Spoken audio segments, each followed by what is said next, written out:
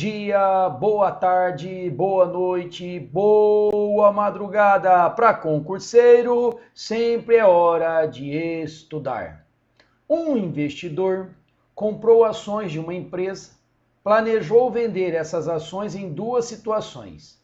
Se subirem 16%, se caírem 20%. Em relação ao preço de saída do negócio com prejuízo, o preço de saída do negócio com lucro é superior em.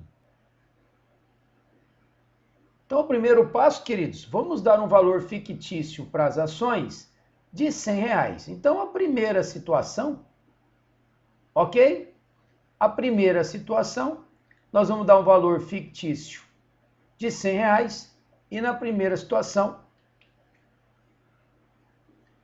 ele disse que subiu 16%.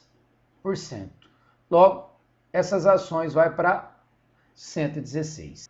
Então, a segunda situação, essa mesma ação de 100, em vez dela ter subido 16, o texto diz se ela tivesse caído 20%. Bom, 20% de 100 é 20, se ela caiu, ela vai para quanto? Ah, professora, ela vai para 80. Exatamente isso.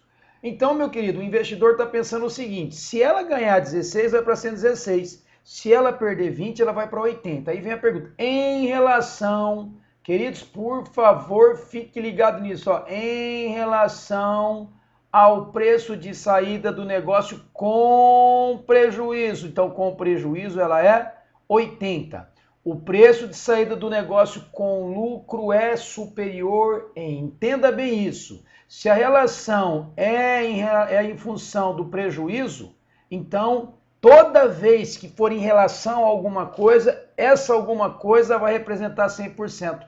Então, o seu prejuízo, meus queridos, vai representar 100%. Então, a saída com prejuízo, vamos fazer aqui, foi de quanto? De R$80. Foi de, a saída com prejuízo foi de 80, então R$80 representa 100%, ok? O lucro de 80 para 116, de 80 para 116, quanto seria a diferença? 36. Ele quer saber exatamente isso, porque a pergunta dele é: o preço de saída do negócio com lucro é superior em, ou seja, é superior em quanto? De 80 para 116, me dá uma diferença de R$36. Agora eu vou fazer uma regrinha de 3. 80x é igual a 3.600. Eu vou dividir 3.600 por 80. 360 dividido por 8 dá exatamente 40%. E 5%, e 45% está na alternativa E. São 3 os conjuntos. Vamos começar aqui. São 3 os conjuntos. Antes de eu continuar lendo, já vamos fazer o desenho aqui. São 3 os conjuntos. A, B,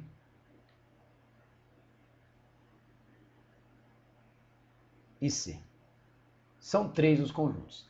A totalidade de elementos que estão nesses 3 conjuntos é 42. Então, nos 3 conjuntos, 42. Está aqui. Pronto, até aqui nós já fizemos, ok? Vamos continuar. A totalidade de elementos que estão em 2, queridos, e apenas, quer dizer, quando ele usa o termo apenas, eu não posso subtrair do 42 a intersecção dos 3, porque ele usou o termo apenas. Apenas 2 desses conjuntos é 42. O que ele quer dizer com isso, professor? Eu não entendi. Ele está querendo dizer o seguinte: a interseção entre A e B. Vou colocar aqui, Está dizendo o seguinte, que a interseção entre A e B, tá certo? Mais a interseção entre B e C, mais a interseção entre A e C, os três juntos têm que dar 42. Ok? Vamos continuar aqui. A totalidade de elementos que estão em 1 e apenas um desses conjuntos é 42, a totalidade, ou seja, apenas em A ou apenas em B, apenas em A, mais apenas em B, mais apenas em C, tem que ser 42. Então ele usou o termo aqui apenas, ok? Porque eu não posso subtrair de ninguém. A mais B mais C tem que ter 42. Outra coisa que ele diz mais aqui. Sabendo que em todas as seções e interseções desses três conjuntos há pelo menos um elemento. Então não tem ninguém vazio aqui. Há pelo menos um elemento em cada um deles.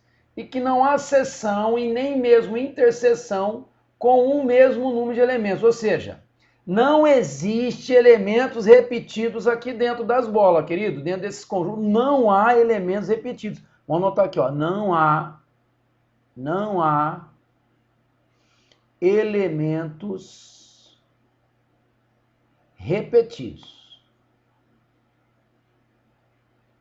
Ok? Aí ele pergunta o maior número possível para o total de elementos de um desses três conjuntos. Fechou a ideia? Professor, qual é o dos três? Qual que é o maior? Você vai ter que escolher um para forçar ele a ficar o maior, queridos. Ok? Porque ele quer que você encontre um conjunto que seja o maior possível, respeitando essa regra aqui. Respeitando a regra que de 2 em 2 a soma é 42, que apenas de 1 em 1 a soma é 42, que não há elementos repetidos e que qualquer um desses conjuntos tem pelo menos um elemento. Pronto, a regra é essa. E você tem que seguir essa regra. Bom, vamos fazer o seguinte. Vamos escolher que C seja o nosso maior conjunto. Professor, por que você escolheu C? Sei lá, porque eu gostei. Não tem um porquê não, ok? Não tem um porquê. Então, como eu vou pintar ele de um meio que um azul água, sei lá se é verde isso aqui, só para você entender que eu escolhi ele para ficar o maior possível, para eu chegar à minha resposta. Pessoal, se eu quero que o meu C seja o maior possível, eu vou ter que jogar o mínimo possível para o A e para o B, entenderam? Se eu escolhi o C para ficar o maior, significa que o meu A e o meu B tem que colocar o quê? O menor número possível, ok? Então é isso que nós vamos fazer. Ah, professor, você é esperto, hein? Então vem para mim aqui. Bom, eu vou colocar os menores possíveis em A e em B, ok? Olha só o que eu vou fazer. Eu vou colocar o seguinte aqui. Se eu colocar 1 para A, apenas em A 1, apenas em B 2, logo apenas em C vai sobrar o quê? Se a soma tem que dar 42, A mais B mais C, se A eu chamei de 1, B eu chamei de 2, ó, isso aqui significa apenas em A, apenas em B. Bom, 42 tira 3, para C vai ficar quanto, queridos? 39. Percebe que eu consegui jogar o máximo possível aqui no meu C. Ok? Agora o que eu vou fazer? De 2 em 2 tem 42. Então eu vou colocar o quê? Como não pode repetir, então eu vou colocar 3 aqui, ó. Olha que lindo isso, estou arrepiado, ó. 3 aqui. Ok? Aí eu forço o meu C a ficar com maior, ó. 4 e 5. Opa, 4 e 5 não. Se eu chamei de A e B de 3, de A e de C de I, se eu chamei a interseção de A e B de 3, de A e C de 4, 3 mais 4 dá 7. Para chegar a 42, sobra quanto? 35, professor.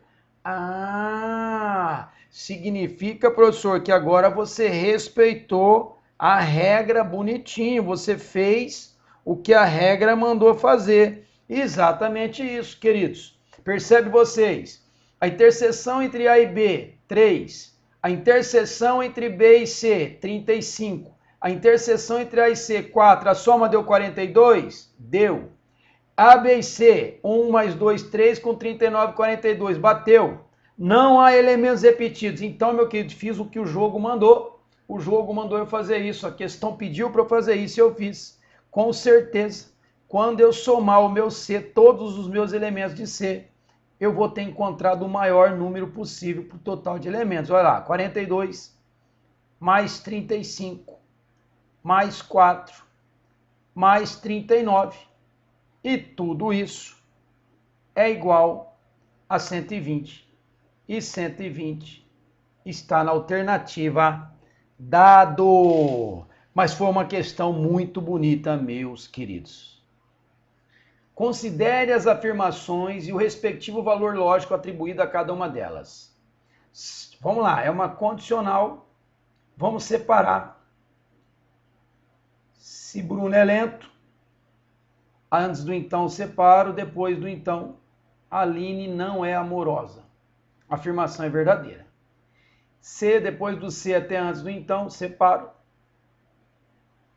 Quando eu separo, eu chamo primeira parte, segunda parte, primeira parte, segunda parte, primeira parte, segunda parte. Ok, meus queridos? Ele diz que essa condicional ela é verdadeira. Muito bom. A afirmação é verdadeira. Essa segunda, ele fala que a afirmação é falsa. Para ela ser falsa na condicional, o que tem que dar, queridos? Vera Fischer. Então, a primeira vai ter que ser verdadeira. Vamos lá.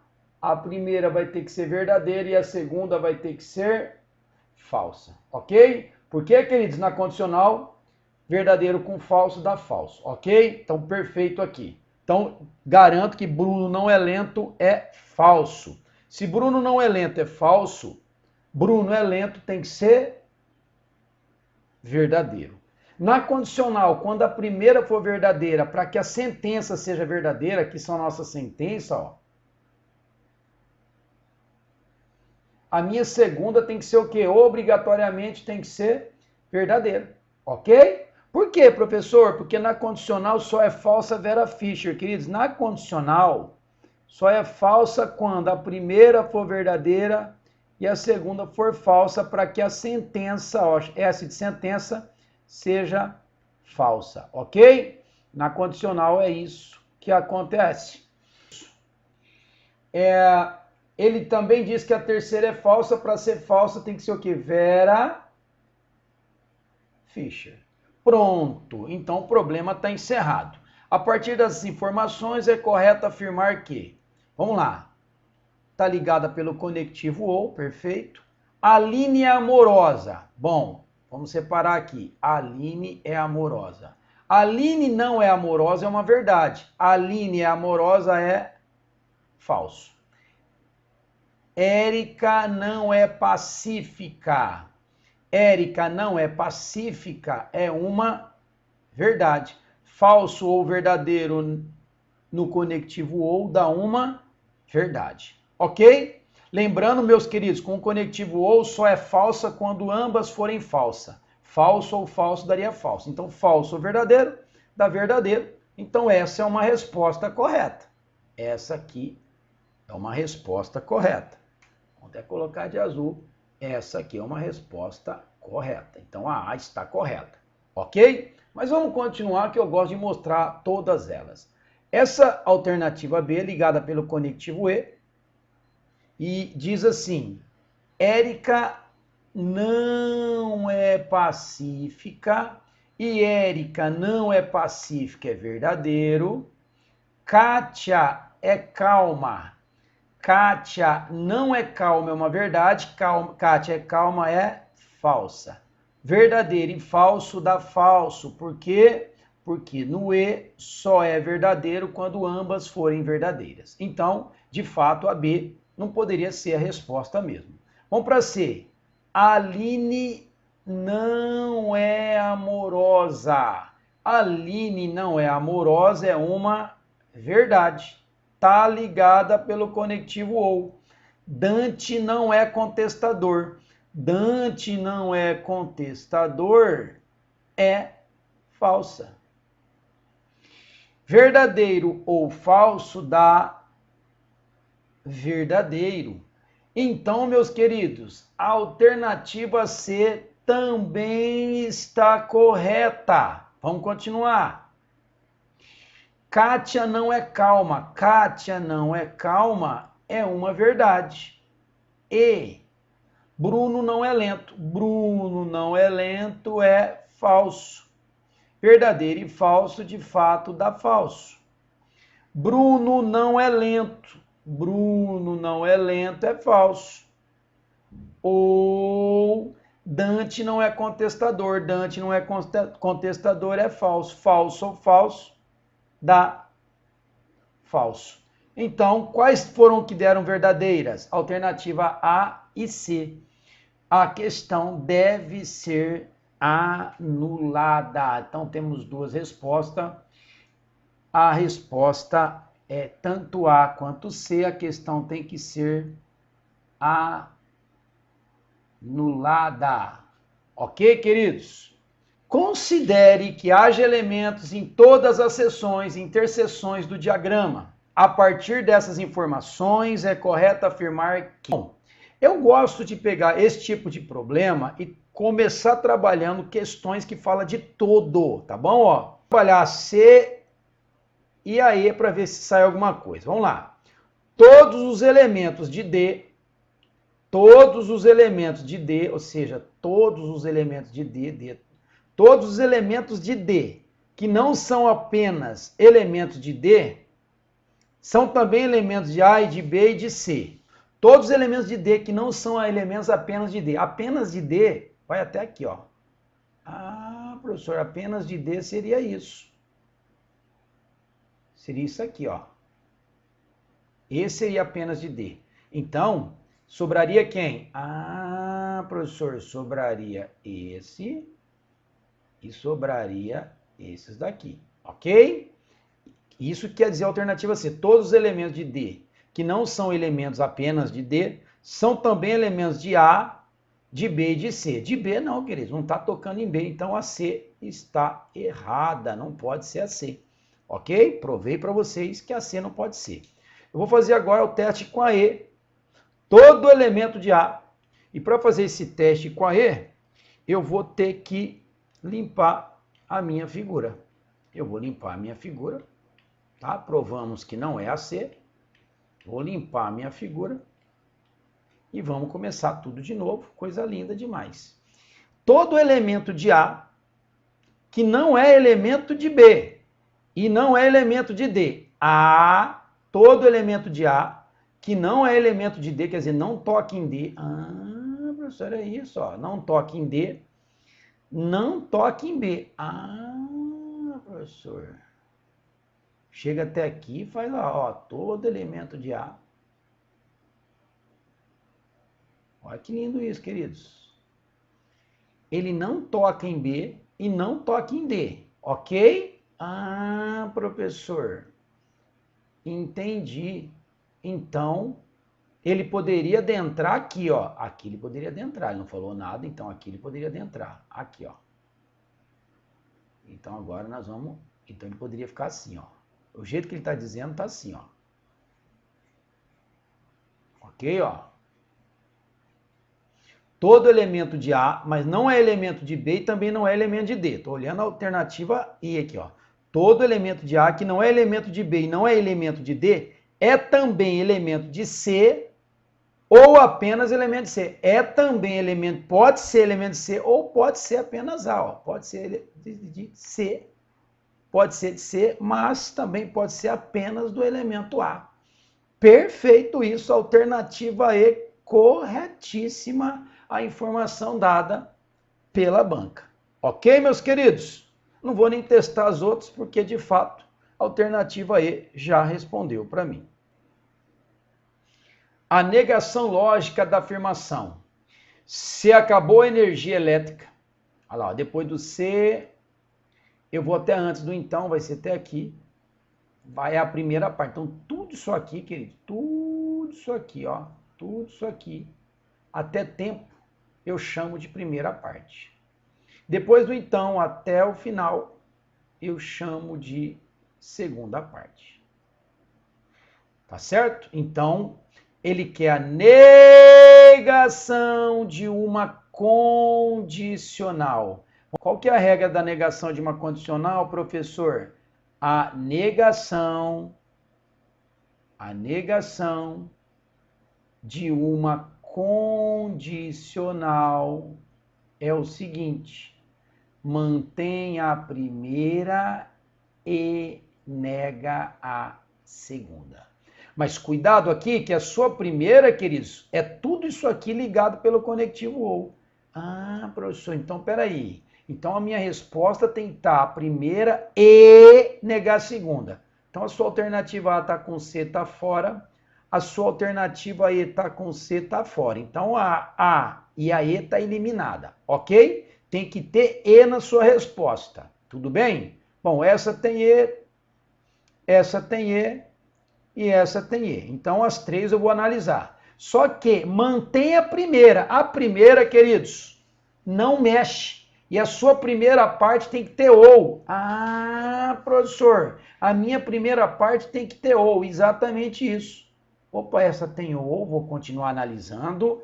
Ah, olha o que aconteceu. Ele colocou E, então a C está eliminada, não vou nem continuar olhando. E a D, ele colocou E, também nem vou continuar olhando. Portanto, meus queridos, a alternativa B é a alternativa correta. Vamos ver se é verdade? Mantém a primeira. Acabou a energia elétrica ou não tive tempo.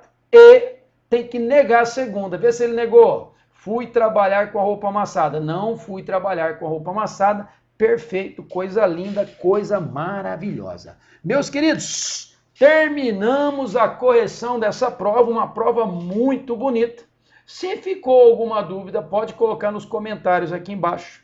Se você tiver mais alguma prova que queira que eu resolva, manda no meu canal, matemáticamideia@gmail.com. Conte sempre comigo, estou à disposição. Um grande abraço, até a próxima, valeu!